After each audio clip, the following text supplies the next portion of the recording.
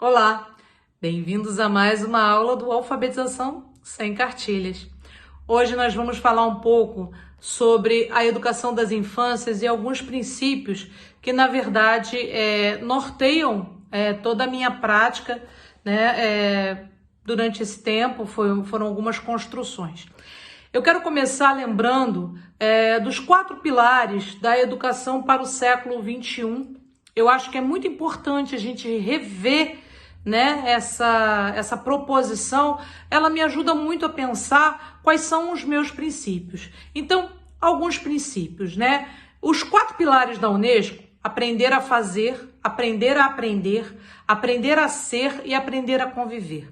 Essa foi a proposição da educação, da gente construir a educação para o século XXI em cima desses pilares, né? Aprender a fazer, aprender a aprender, aprender a ser e aprender a conviver. Bom, eu acho que a gente precisa pensar isso, quer dizer, como é que a gente pode hoje, né, passando por todo esse processo de transformação, e eu acho que o século XXI, de certa forma, ele está nos obrigando a entender que nós estamos no século XXI, não dá para ficar ainda vivendo outro tempo, tendo uma escola para um outro tempo. Ele nos desafia a permanecermos os mesmos. Então, vamos lá. Alguns princípios. Aprender a fazer. O trabalho como um princípio educativo. Aprender a aprender. A pesquisa como um princípio educativo. Aprender a ser. A identidade como um princípio educativo. E aprender a conviver. O outro como um princípio educativo. Tá certo? Então vamos lá. Vamos falar um pouquinho do trabalho como princípio educativo. Tá certo? Aprendemos fazendo e pensando sobre o que fazemos, né? Desde os tempos imemoriais, o ser humano ele vai se produzindo como ser humano exatamente porque nós temos essa possibilidade de fazer e pensar sobre o que estamos fazendo, e nesse processo em que a gente vai fazendo e pensando sobre o que está fazendo, esse processo vai nos transformando. É o conceito marxista de trabalho. Trabalho é aquilo que você faz, né?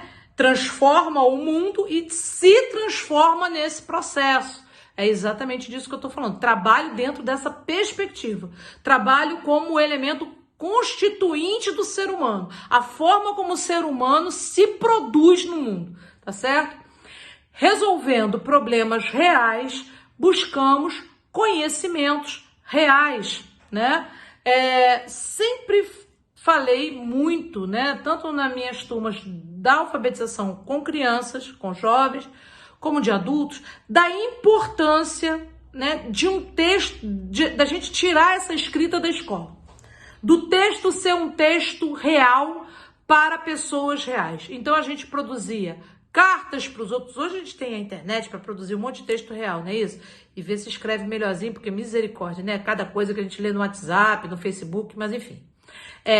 Textos reais, textos para um leitor real, né? Vamos mandar uma carta para o prefeito, vamos mandar um ofício para a diretora, vamos reivindicar, vamos fazer. Então, um texto que exige que eu corrija, né, que eu veja a ortografia, que eu veja a gramática, mas não como dever de escola, mas como uma coisa que é constituinte da língua. Eu preciso ser compreendido, eu preciso colocar a vírgula no lugar correto, porque senão eu posso ser mal interpretado.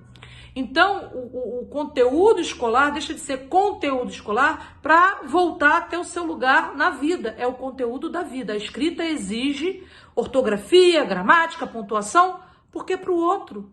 Porque eu preciso me fazer compreender, né? Então, problemas reais, né? Desafios reais. Quero mandar uma carta, quero me comunicar, quero ter As crianças, hoje em dia, eu quero ter um site. Eu quero ter isso, eu quero ter aquilo. Sim, então vamos aprender a escrever, tá? Trabalhinhos formam pessoinhas, né? Eu detesto esse termo, trabalhinho, né? A gente não tem que ter trabalhinho na escola, a gente tem que ter trabalho, né? E isso que a criança faz não para passar tempo, não para ficar quieta, não para ficar calada, né? Não é um trabalhinho que forma gentezinha, é silenciador, muitas vezes. Aquele professor que enche o quadro só para o aluno ficar copiando, né?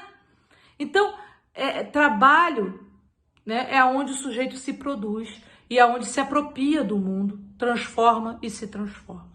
Transformando o mundo, nos transformamos pelos usos das múltiplas linguagens que criamos. A matemática, a escrita, a cartografia, a astronomia, a música, a dança, literatura.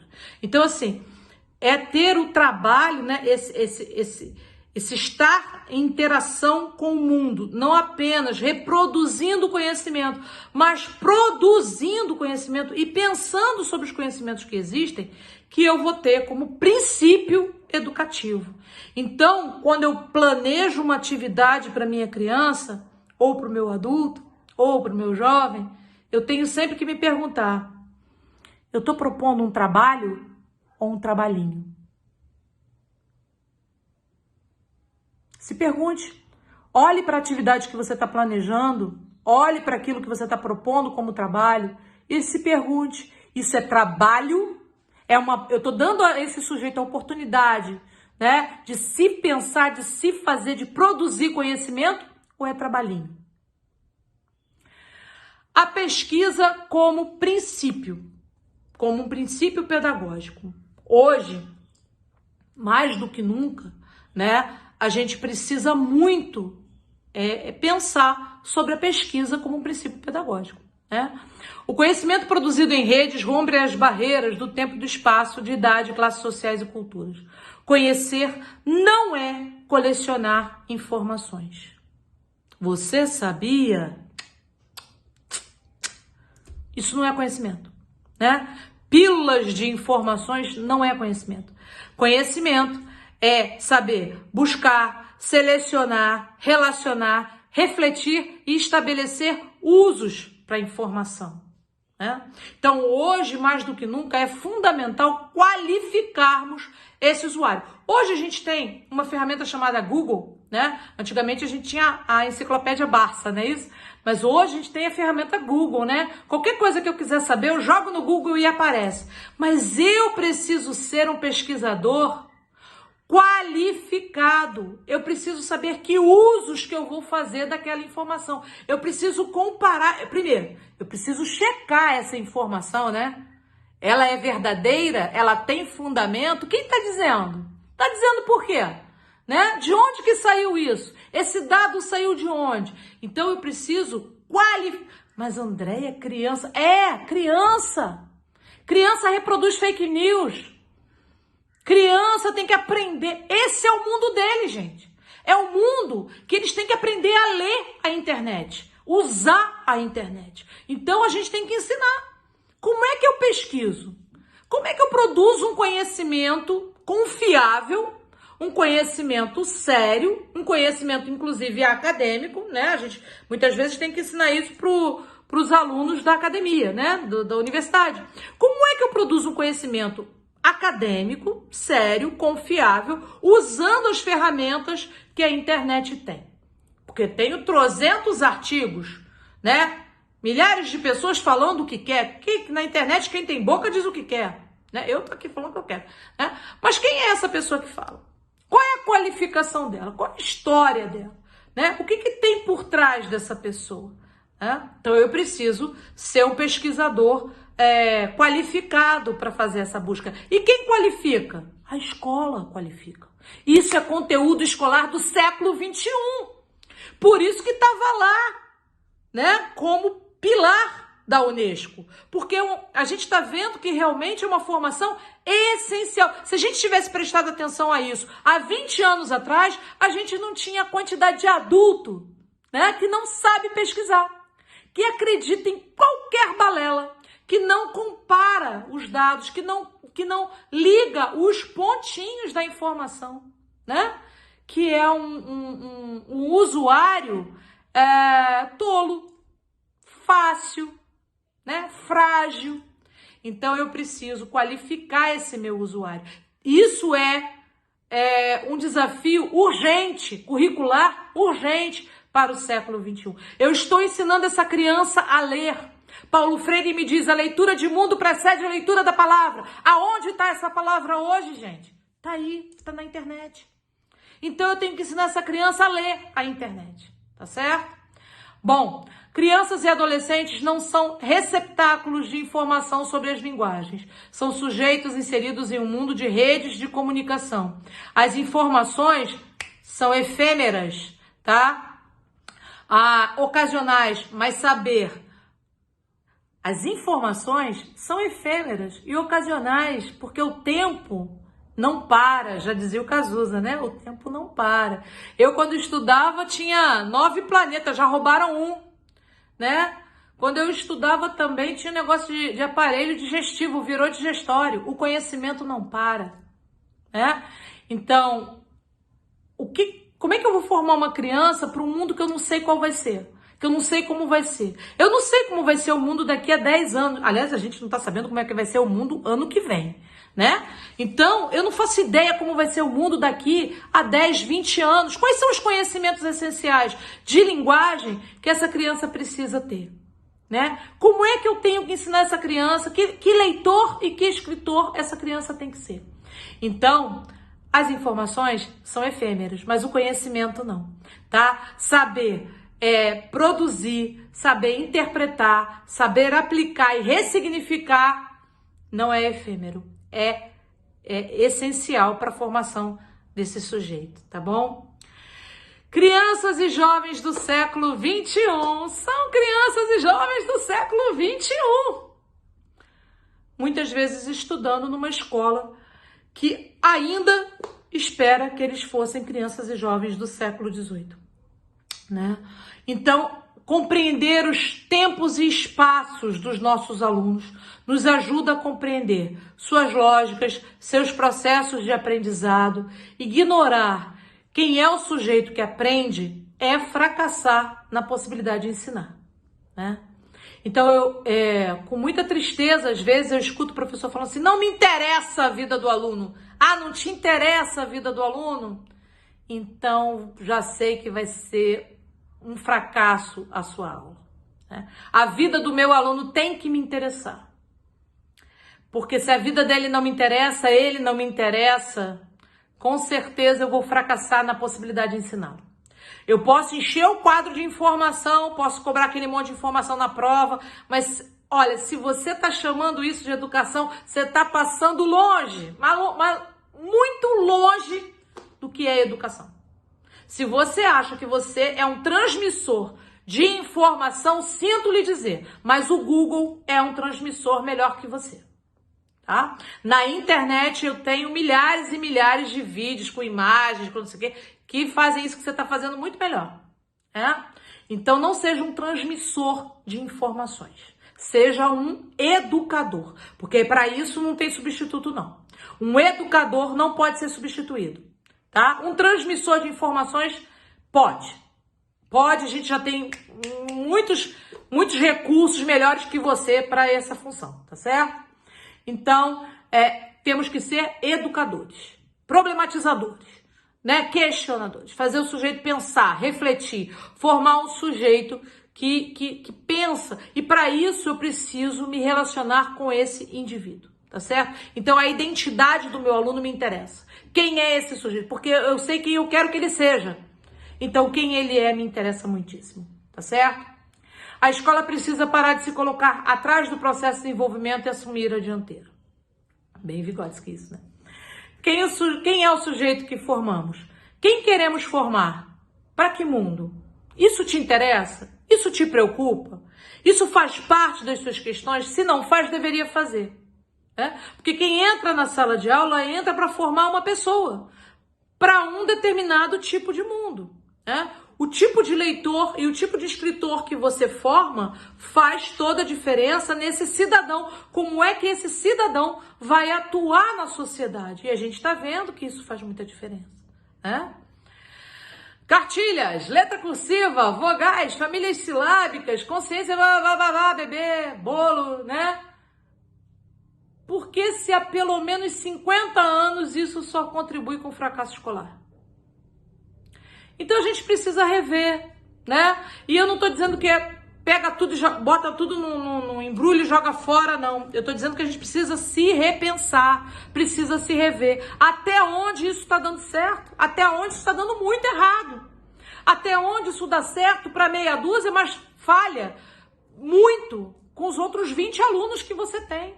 E não dá para ficar culpando só eles. Eles têm 6 anos, eles não têm a responsabilidade de aprender a ler e escrever sozinhos. A responsabilidade é nossa. E se não está funcionando, desculpa, não dá para dizer, a criança não quer. A criança não quer. A criança não quer aprender a comer, não quer aprender a tomar banho, não quer aprender a limpar a própria bunda. Muitas vezes a criança não quer. E daí? E daí que a gente vai ensinar do mesmo jeito, né? Porque o nosso papel, o nosso trabalho de adulto, né? Não é, ele não quer e pronto. Nosso trabalho de adulto é descobrir uma forma que ele queira. É descobrir a maneira de fazer dar certo. Esse é o nosso trabalho. É para isso que a gente estuda, né? Então, a identidade como princípio. Quem é o meu aluno? O que ele sabe? O que ele já sabe? O que ele pensa sobre a língua? Tá? O que ele sonha? Do que ele tem medo? Né? O que ele quer aprender? O que ele pensa? A escola se interessa por ele? Isso é fundamental. E muitas vezes o aluno, ele tem certeza que a escola não se interessa por ele. Que a escola não está nem aí para ele. Que a escola não liga para ele. E eu preciso dizer que muitas vezes, em muitas escolas, errado ele não está. Bom, o trabalho, a pesquisa e a construção da identidade são processos coletivos, tá? Então, o outro é o meu excedente de visão. Cada ponto de vista é a vista de um ponto, né? Então, eu só ensino ao outro quando aprendo sobre o outro e com o outro, quando acredito no outro e na sua capacidade de ensinar e aprender, tá bom? Na escola, toda e qualquer prática pedagógica pode e deve ser usada para a produção de conhecimentos significativos, relevantes, através da interação, humanização e construção de identidades coletivas. O contrário é produzir um mundo doentio. Nós estamos assistindo. Muitas vezes as pessoas têm reações absolutamente doentias, né? Fora, né, do que a gente poderia considerar normal. Egoísta, competitivo, desumano, perverso e violento, né? Quer dizer, quando eu não trabalho o outro, né? Quando o outro não se produz nesse fazer, nesse aprender, né? Nessa construção dessa identidade e principalmente uma identidade coletiva, é aquele sujeito que acha que ele pode simplesmente não usar a máscara no meio de uma pandemia, que ele vai invadir o mercado, que ele vai quebrar tudo porque ele tem o direito de ser idiota, né? Então não, ele não tem. Então é preciso que a criança se compreenda nesse processo de construção coletiva, de uma identidade coletiva.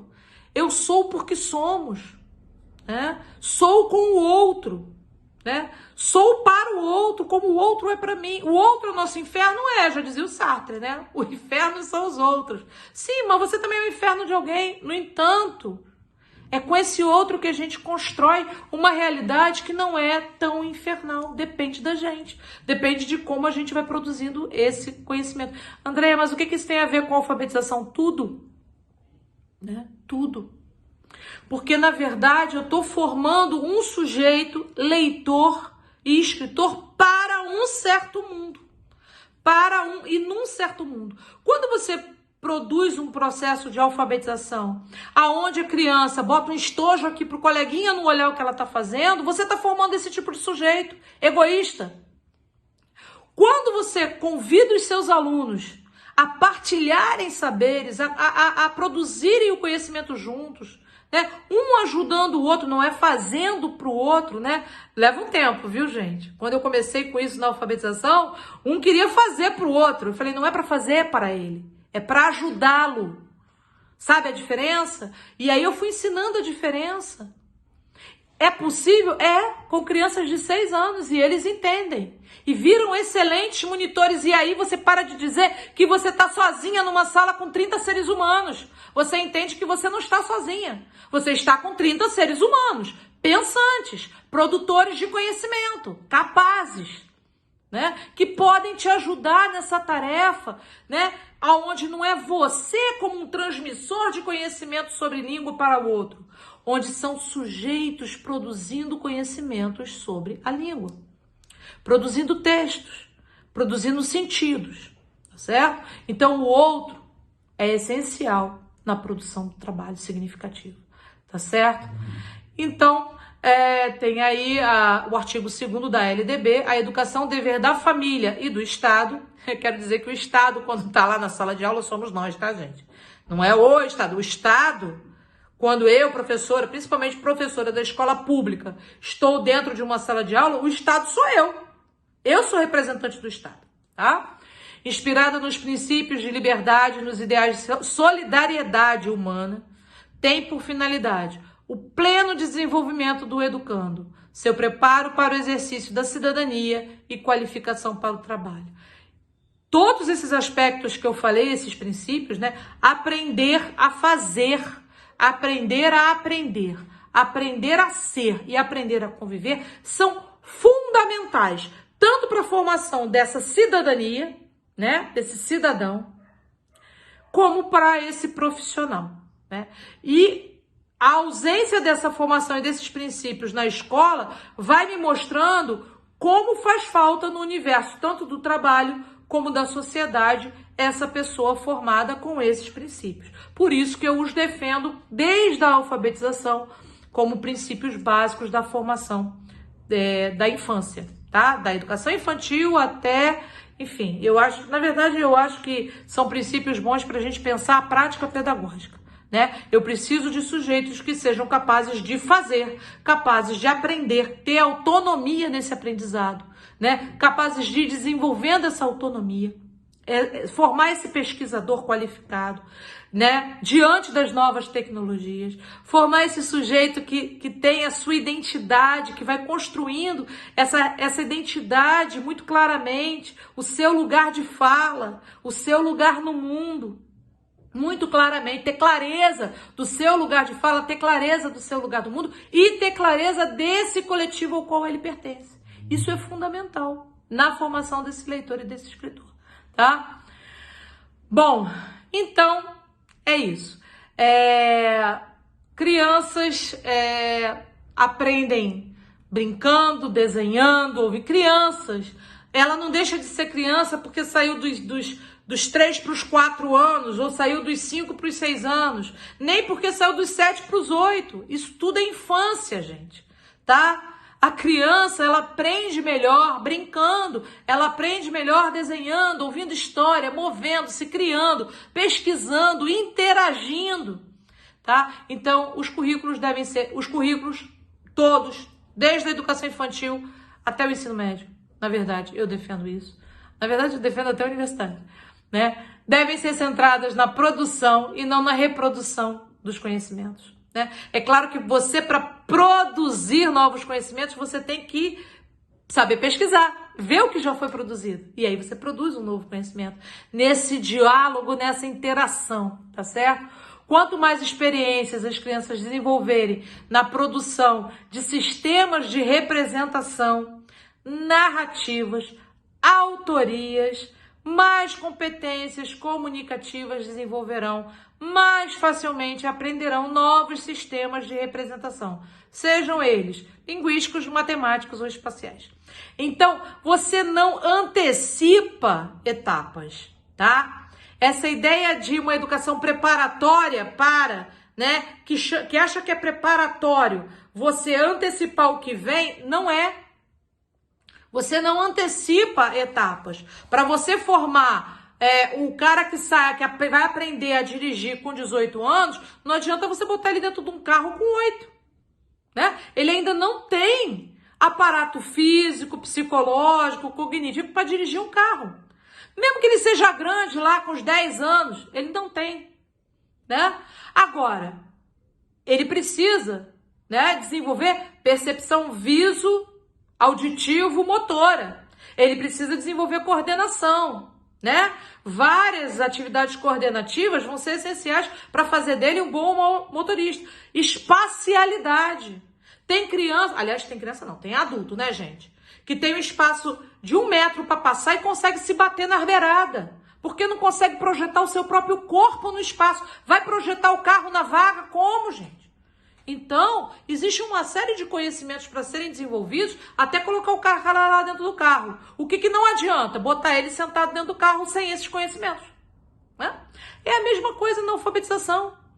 Não adianta você achar que você vai adiantar o processo de alfabetização simplesmente pegando o dever que ele deveria estar fazendo lá no 1º ano ou no 2º ano e trazendo para ele fazer com 4, 5 anos. Isso não adianta, isso não ajuda, isso atrapalha. Porque ele deixa de desenvolver as coisas e as atividades que ele está precisando desenvolver naquele momento da vida dele. E que coisas são essas, André? Já falei. Ele precisa brincar. Ele precisa desenhar, ele precisa modelar, ele precisa de movimento de pincel, ele precisa trabalhar esse corpo. Cadê o profissional da educação física nas escolas de educação infantil? Trabalhando com os bebês. Cadê o trabalho de psicomotricidade? E aí ninguém fala sério disso. Que eu preciso de um professor, né, especialista em motricidade na escola, trabalhando com essa criança, incentivando esses professores, orientando os colegas para esse trabalho motor desse bebê, para que quando ele chegue lá, toda essa musculatura, toda essa articulação já esteja trabalhada. E aí a mão não dói, e aí não cansa, e aí ele está maduro, ele está pronto, né? Então o que amadurece ele é fazer o trabalho que precisa ser feito na etapa que precisa ser feita, tá? Quanto à ideia de representação, sistemas de representação, a língua é um sistema de representação. Não adianta botar uma criança de 2 anos sentada numa cadeira, cobrindo A, E, I, O, U, pintando A, pintando E, pintando... Para ele isso não é nada, não significa nada, não representa nada, coisa nenhuma. Ele não faz essa articulação entre o que é uma vogal para uma criança de 2 anos, gente? Tem muito adulto que não sabe o conceito de vogal ou o conceito de consoante, aquilo que soa junto com a vogal, né? Então, olha o absurdo das práticas, né? E aí você deixa de fazer aquilo que a criança precisa estar desenvolvendo, que é desenvolver pela experiência, né, o sistema de representação. Ele vai aprendendo que o desenho não é, mas faz de conta que é. Que a brincadeira não é, mas faz de conta que é. Aquela letra não é, mas faz de conta que é. E aí, quanto mais sistemas de representação a criança vive, né, placas, símbolos, emotions, mais facilmente ela vai lidar com o sistema de representação numérico e escrito, tá certo? Então, o nosso trabalho, pelo menos nas etapas anteriores à alfabetização, né, que estou falando da etapa formal, né, porque formalmente a criança, a etapa que começa formalmente a escolarização da alfabetização é no ano 1, né? Agora, processo de alfabetização, né, do sujeito em interação com a língua, ou como algumas pessoas gostam de chamar, os processos de letramento, né, começam desde que a criança nasce, no mundo letrado, né, no mundo que tem letras. Agora, o seu aluno, vamos voltar lá no indivíduo, o seu aluno nasceu num mundo tão letrado assim, né, quanto que ele tem acesso a esse mundo letrado?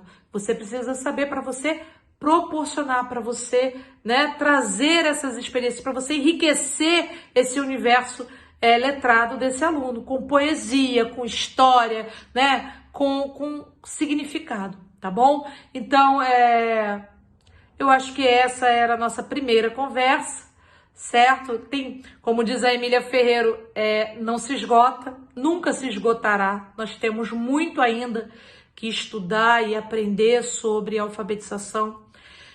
Aprendo, como eu disse, a vida, a cada A cada novo encontro, a cada nova experiência, a cada novo relato de professora, a cada novas práticas, aprendo muito sobre alfabetização, mas eu acho que nós temos que buscar esses nossos princípios. Quais são os seus princípios?